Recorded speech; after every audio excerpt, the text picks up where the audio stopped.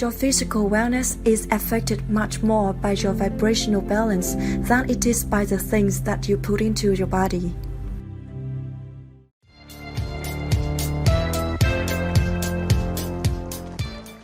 If we were standing in your physical shoes, first thing in the morning, we'd carve out a little bit of time, 15 or 20 minutes, to just quiet our mind, just to do our best to allow thoughts to subside, to focus on breathing or listen to the dripping faucet, or Esther likes to listen for the sound of the air conditioner in the room if there is one, just something.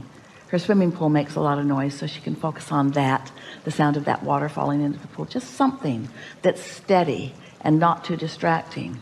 And as you focus on it, what happens is your active thoughts will become less and less and less and less active until there will be little or no active vibration going on within you. And as that happens, your vibration rises, and the physical sensation to you is sometimes it's a feeling of detachment, sometimes you might feel a little movement, sometimes you might translate it into an emotional state such as bliss or really feeling good. But what it really is, if it's really effective, is a feeling of detachment from what you are. If you're really there, you may not be able to identify the difference between how your foot feels and your nose feels. You just feel like consciousness and the identifying parts of your physical apparatus are unavailable to you or unimportant to you.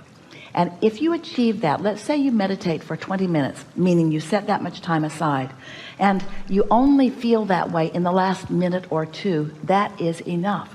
You've accomplished enough feeling of detachment that your vibration has been allowed to rise by you, and now you are in a different state of receiving. And now everything in the environment that you were already planning to move into, you're already planning to see this person and go there and do these things, everything in those environments has shifted because you have moved into a different vehicle.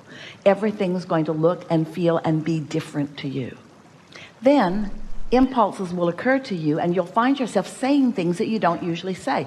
You'll find yourself wanting to say, sometimes you'll even say it right out loud, don't know where that came from. Usually I'm not this bold. Don't know why I said that to you. Or you'll think of a story that doesn't really even seem that relative to what you're living, but it seems like something important, and the impulse to tell it is just undeniable. So you broadcast that story, you offer it into the mix, and then something comes from that that leads to something that leads to something, and there you are, fully witnessing with your eyes, your vibrational eyes wide open, the trail that you are following.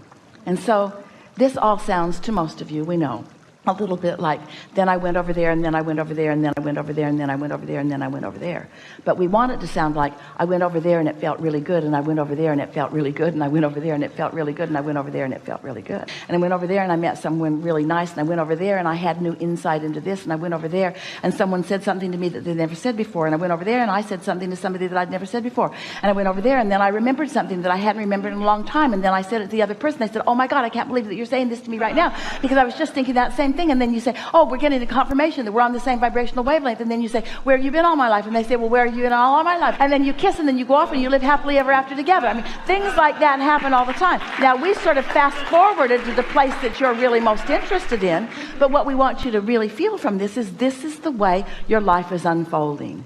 And so we want to leave you with these universal, non-physical, inner being mantras. This is what your inner beings want us to say to you right now, and they find you for the most part in a more receptive mode than usual. So this is what your inner being wants you to hear from them, and maybe it will be easier for you to hear it through Esther's vocabulary than through your own mind, but you'll be hearing from all of us personally if it is your desire.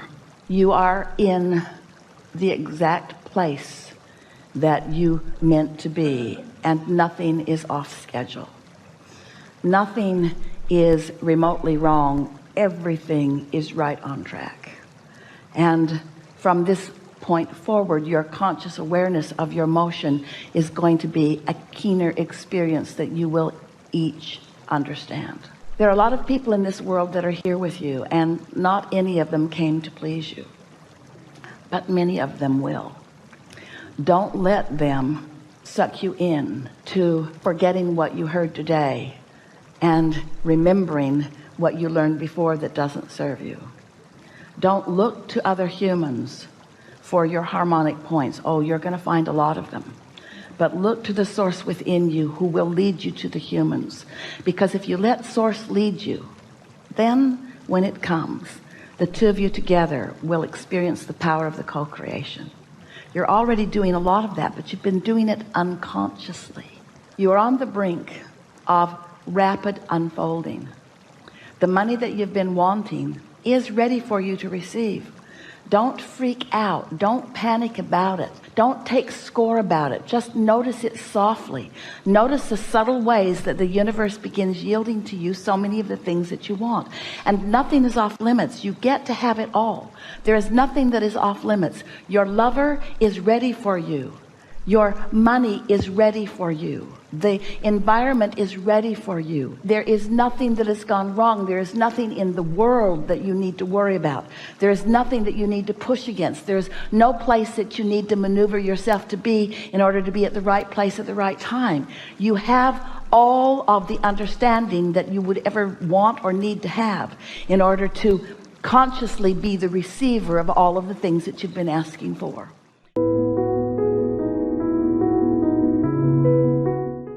Your desires will never end. You're not ever going to feel satisfied. With each new thing that you allow into your experience, more will unfold. And people who don't understand, who begin to watch you, will wonder if you are not a little greedy as you begin to allow what will look to them like more than your fair share of abundance into your experience. Abundance of good friends, and abundance of good times, and abundance of the things that you've already identified that are wonderful about life. You must understand that it is supposed to be that way for you. You are meant to thrive. You came to be the creator of your own reality, and not one of you said, I'm going to create one I won't like. Not one of you said, I'm going to go create a reality and I'm going to hold myself in deprivation and sacrifice. Not one of you said that or meant that. You've just stumbled into that conclusion because you couldn't find your way out of the egotistical entanglement of the Cheesecake Factory menu that you think is what your life is all about. Are you sort of getting what we're getting at? And so as you leave the building and as you move out into your greater world, and as you begin playing with the people that you're accustomed to playing with, just radiate. You can't help it, but just radiate who you are. And don't spend any time in the next few days trying to explain to anybody anything that you're about. Because if you take the essence of what we've been talking about here and you try to explain it, these would be the accurate words that you would say to them, and it will not go over well with any of them. But these are the actual words that you would take away from this gathering. Dear one, I've decided to please myself a whole lot more than I have been. And while I love you, I'm going to leave the pleasing of you to you for a little while. I'm not going to stand on my head in any ways or jump through any hoops in order to get your approval or even your attention. I'm just going to give my undivided attention to me in the world, and I'm going to do my best to bask. And if anybody asks further, you might tell them some of the other things about focusing and isolating. I'm going to pay attention to how I feel, and that's going to be the reason that I spend time with anybody. I'm going to be with those who are really fun to be with. I'm going to be with those that I enjoy the conversation with.